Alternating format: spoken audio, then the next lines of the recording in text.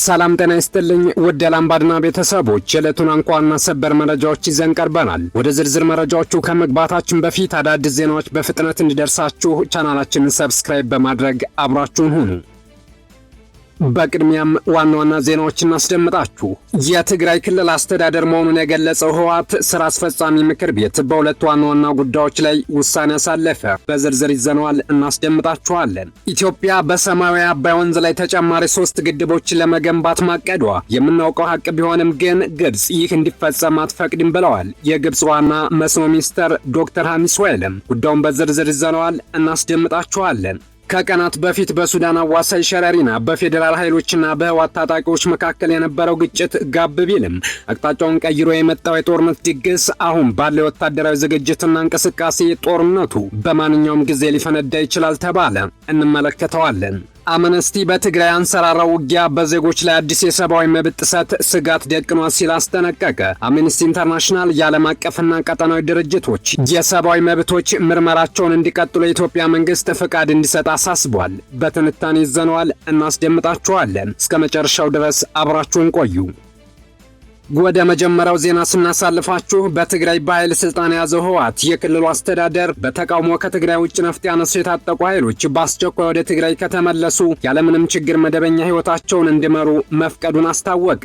ከመጋቢት 2017 ዓ.ም ጀምሮ ነፍጥ አንስተው የነበሩ ኃይሎች በአስቸኳይ ወደ ክልሉ ከተመለሱ በየስራ መስካቸው መሳተፍ የሚችሉበትን ሁኔታ የሚያመቻች መመሪያ ዛሬ ማጽደቁን አስተዳደሩ ገልጿል። አስተዳደሩ አክለውም የክልሉ የሰላምና ደህንነት ቢሮ በቅርቡ በዚህ ጉዳይ ዙሪያ ዝርዝር መረጃ እንደሚሰጥም አስታውቋል። ህወሓትን ከስልጣን ማስወገድን ዓላማው ያደረገው ሐራ መሬት የተባለ ታጣቂ ኃይል በአፋርና ትግራይ ድንበሮች ሲንቀሳቀስ መቆየቱም ይታወቃል። በዚህም ትግራይ ክልል አስተዳደር መሆኑ የገለጸው ህወሓት ስራ አስፈጻሚ ምክር ቤት በሁለት ዋና ዋና ጉዳዮች ላይ ውሳኔን አሳልፏል። ከውሳኔዎቹ አንዱ ትጥቅ መፍታት ሲሆን በሰላማዊ መንገድ ወደ መደበኛ ህይወት ለመመለስ የሚያስችል መመሪያ ወይም ማንዋልም እንደጸደቀም ተናግሯል። አውቀውም ሆነ ተደልለው ከትግራይ መከታ ተቃራኒ ኃይሎች ጋር ታጥቀው የሚንቀሳቀሱ ተጋሩ ጥሪውን ተቀብለው በሰላማዊ መንገድ ወደ መደበኛ ህይወታቸው እንዲመለሱና ህልውናቸውንና ደህንነታቸውን አረጋግጠው በተለያየ ስራ መስክ እንዲሰማሩ የሚያስችል ደጋፊ መመሪያ ወይም ማንዋል ጸድቋል ነው የተባለው። ሌላው ሁለተኛው ጉዳይ የብሔራዊ ገቢ ማሰባሰብ አፈጻጸም ግምገማ ነው።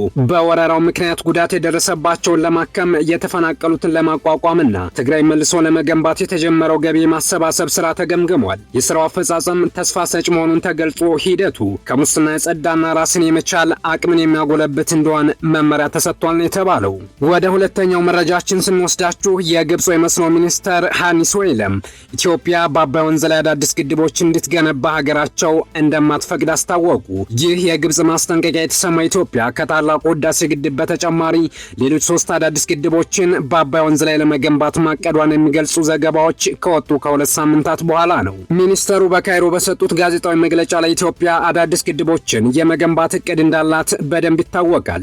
ነገር ግን የግብጽ መንግስት ይህንን ይፈቅዳል ወይ አይፈቅድም ሲሉ በጽኑም ተናግረዋል። አክለውም የታችኛው የተፋሰስ ሀገራት የሆኑት ግብጽና ሱዳን የሚለቀቀውን የውሃ መጠንና ዓመታዊ ክንውን እቅዶችን ማወቅ እንዲችሉ የህዳሴ ግድቡን የውሃ ሙሌትና ኦፕሬሽን መረጃ ለመለዋወጥ የሚያስችል ግልጽና ህጋዊ አስገዳጅነት ያለው ስምምነት እንዲኖር ግብጽ ደጋግማ ስትጠይቅ መቆየቷንም አስገንዝበዋል። የዚህ አይነት የመረጃ ልውውጥ አለመኖር ሱዳንን እጅግ አሳሳቢ ሁኔታ ውስጥ እንደሚከታትም ሚኒስተሩ ገልጸዋል። ከኢትዮጵያ የሚለቀቀውን የውሃ መጠንና ጊዜ በተመለከተ ትክክለኛ መረጃ ባለመኖሩ የሱዳን ባለስልጣናት የራሳቸውን ግድቦች በአግባቡ ማስተዳደርም ሆነ ውሃ ማጠራቀም ተስኗቸዋል ብለዋል። በዚህም መሰረት ለውሃ አስተዳደሩ መስተጓጉል ሱዳን ልትወቀስ አይገባትም ያሉት ሐሚስ ወይለም መረጃ ለመለዋወጥና ከታችኛው ተፋሰስ ሀገራት ጋር በቅንጅት ለመስራት የሚያስችል ህጋዊ አስገዳጅ ስምምነት ላይ ለመድረስ ፍቃደኛ ባለመሆኗ ሙሉ ኃላፊነቱን የምትወስደው ኢትዮጵያ ናት ሲሉም ወቅሰዋል። የግብጽ መንግስት የሁሉንም ወገኖች ጥቅም በሚያስጠብቅና የጋራ ውሃ ሀብትን በማስተዳደር ሂደት ሊከሰቱ የሚችሉ አደጋዎችን በሚቀንስ መልኩ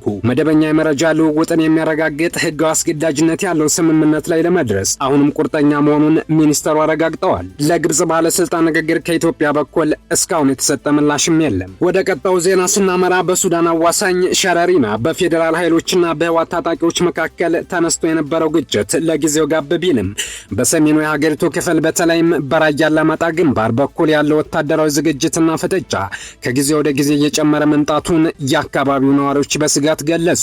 ስማቸው ለደህንነታቸው ሲባል እንዲጠቀስ ያልፈለጉ የአላማጣ ከተማና አካባቢው ነዋሪዎች እንደሚያስረዱት የህወሓት ሰራዊት በራያ ግንባር ስር ባሉ ስትራቴጂካዊ ቦታዎች ላይ ሰፊ የሰራዊት ማሰማራት ስራዎችን አከናውኗል። ኃይሎቹ ለቀጣይ ግጭት በዝግጅት ላይ እንዲገኙ ጥብቅ የውስጥ መመሪያዎችም እንደወረዱላቸውም ጠቁመዋል። በተለይም የሚከተሉት አካባቢዎች የዝግጅቱ ማዕከላት እንደሆኑም ተናግረዋል።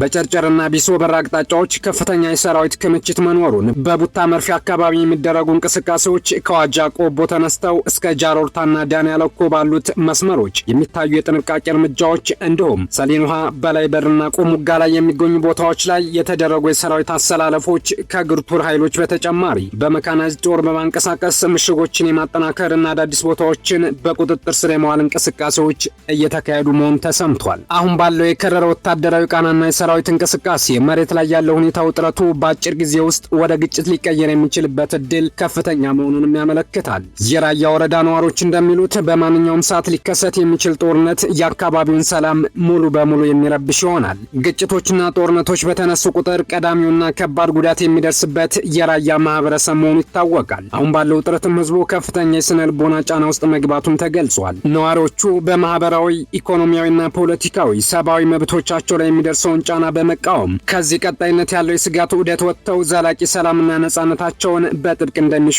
ድምጻቸውን አሰምተዋል። ወደ መጨረሻው መረጃችን ስንወስዳችሁ አምነስቲ ኢንተርናሽናል በትግራይ ክልል ዳግም ያንሰራራው ግጭት በዜጎች ላይ ከፍተኛ የሰብአዊ መብት ጥሰት ስጋት መደቀኑን በመግለጽ ክልላዊና ዓለም አቀፋዊ የሰብአዊ መብት ምርመራዎች እንዲጠናከሩና ሁሉም ወገኖች ሲቪሎችን እንዲጠብቁ ጥሪ ያቀረበ የአምነስቲ ኢንተርናሽናል የምስራቅና ደቡብ አፍሪካ ክልላዊ ዳይሬክተር ቲገሬ ቻጉታ በትግራይ ክልል የኃይል እርምጃዎች ዳግም ማንሰራራት የማህበረሰብ ክፍሎች ያለምንም ፍትህና ተጠያቂነት ከባለፈው አሰቃቂ ጉዳት ለማገገም እየታገሉ ባሉበት ወቅት ነዋሪዎችን ለአዲስ የሰብአዊ መብት ጥሰት ስጋት ያጋልጣልም ብለዋል።